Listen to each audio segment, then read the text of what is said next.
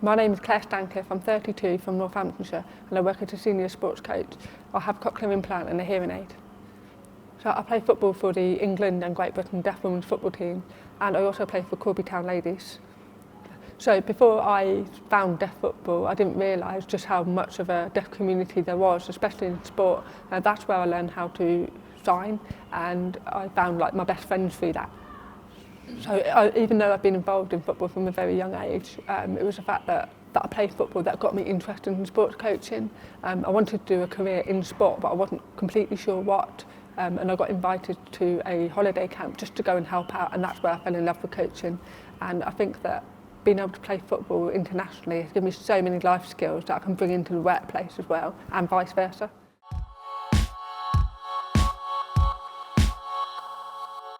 So in the workplace, I have support from the teaching assistants and the school themselves. If I have any issues, I can just approach them.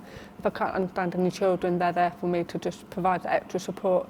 But I also have access to work where they provide additional things like the Rogers Select and anything else that I need in terms of training.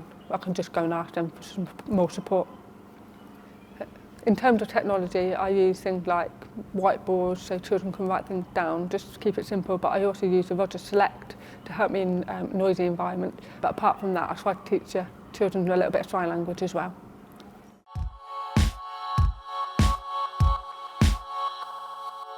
So in my career as a deaf person, I've overcome certain things.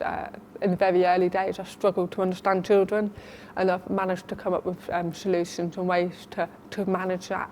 And like I said before, I teach children sign language, just the basics, just to enable me to understand them. And the children are so understanding. They know to tap me on the shoulder. They know to be facing me when they're talking and just slow down a little bit. So yeah, it's just adapting and being a bit open to people as well about being deaf and how they can help you. The things that I like about my job is the fact that it's just so rewarding. It's hard work, but the children just absolutely love doing physical activity, and if I can just help them learn some life skills through something they love, then that's brilliant.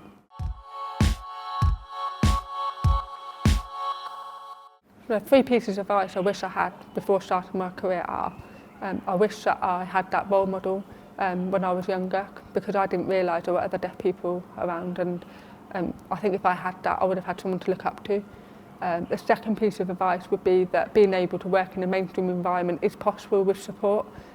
And the third thing would be that I wish I knew about access to work a lot earlier in my career, because I've only recently just found out about that, and it's made a massive difference to my work.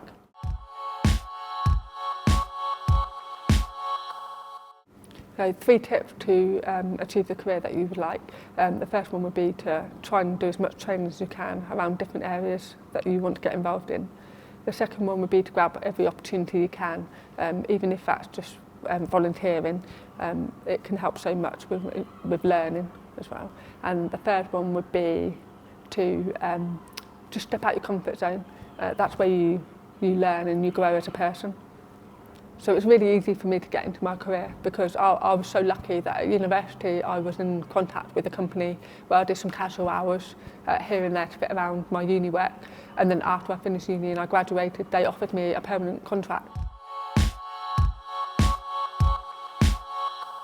The 3 highlights of my career would be the fact that I've been able to represent my country playing deaf football. I played deaf football internationally since 2007 and I still am.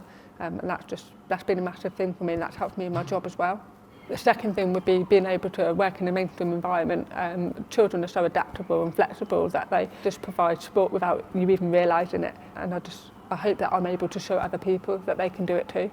And the third one would be the fact that just recently I've realised how much of an impact someone can have. Like, for example, a child last week drew me as their inspirational person in their RE book. Which I just found quite surreal, really, because I didn't realise how much of an impact I could have.